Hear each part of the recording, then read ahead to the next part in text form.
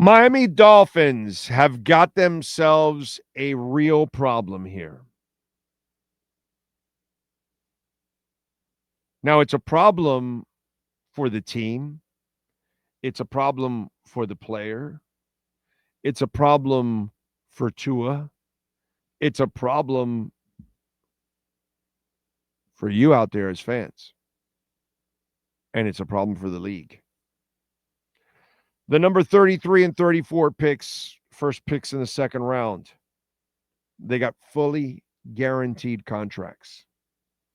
Houston and the Browns. You know, the same team that gave Watson that fully guaranteed contract.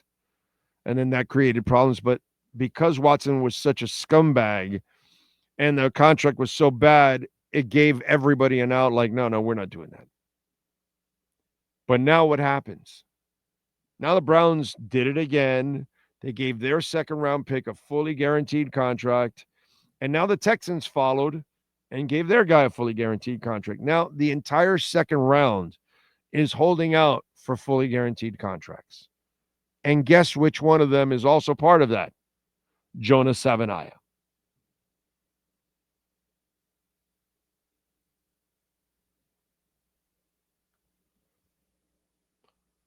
The player needs to get into camp, as you all know. He needs to have playing time and rhythm with his offensive linemen, and he needs to get practice time and play against NFL players.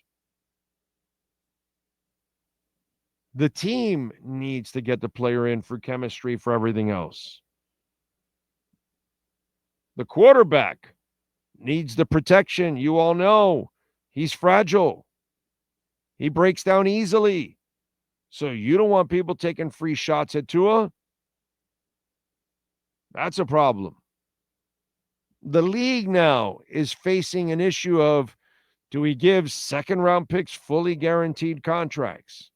And as we've talked and mentioned, fully guaranteed contract doesn't protect you from quitters like Tyreek Hill, from assholes like Jalen Ramsey, from injuries like Chubb, right? Guys get injured. Do you get your money back? Guys get arrested. Do you get your money back?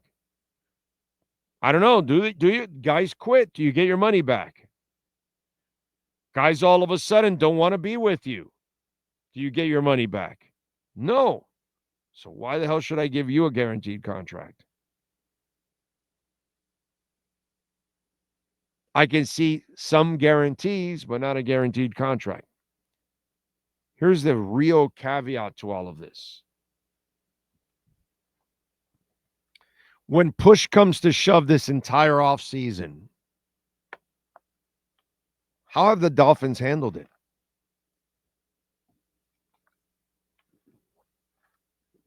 Has there been any urgency? Your tight end, your most consistent pass catcher last year. He comes to you, hey, I'm underpaid. I want an extension. I want more money. Sorry, we'll trade you. That's not good for your quarterback. It's not good for your head coach that his job is on the line. You traded a fourth round pick that you needed for a third round pick.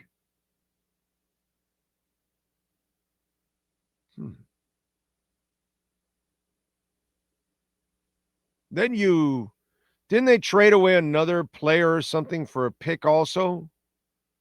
They have like a third and a fifth rounder. Where did they pick up a fifth? Oh, in the trade for Jonnu Smith, they ended up getting a fifth rounder for the future.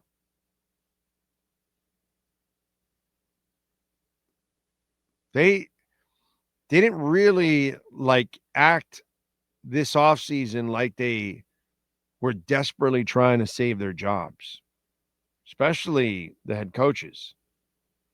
Because to me, the general manager managed the offseason like he's safe.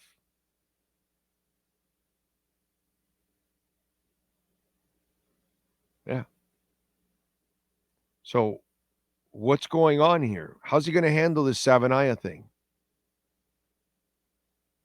Are they going to wait till all the players in front of them cave in and then they'll say, oh, okay, well, we got to cave in? Or does he take a hardline stance and say, no, we're not doing that? And do a lot of teams say that? Because I know like the Cincinnati Bengals aren't going to do it.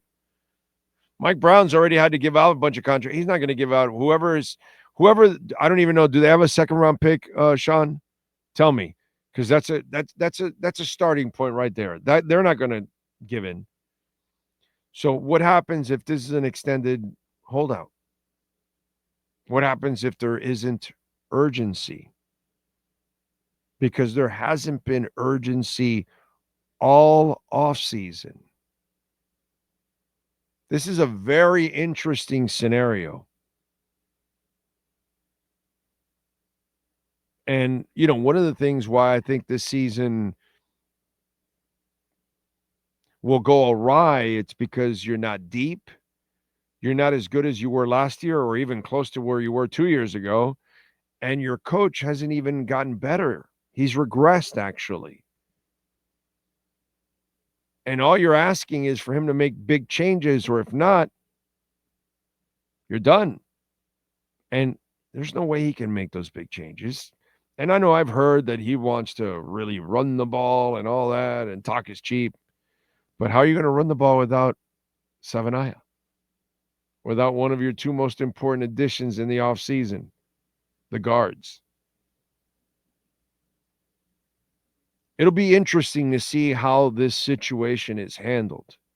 If urgency, something they have not shown all offseason, if urgency finally kicks in for this situation.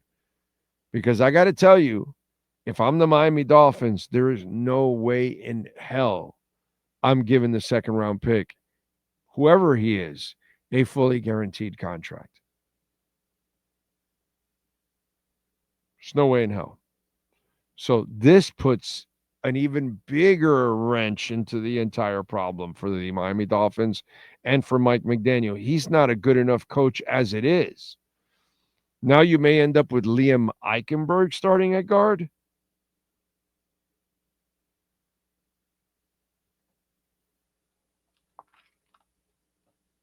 Chew on that one for a while.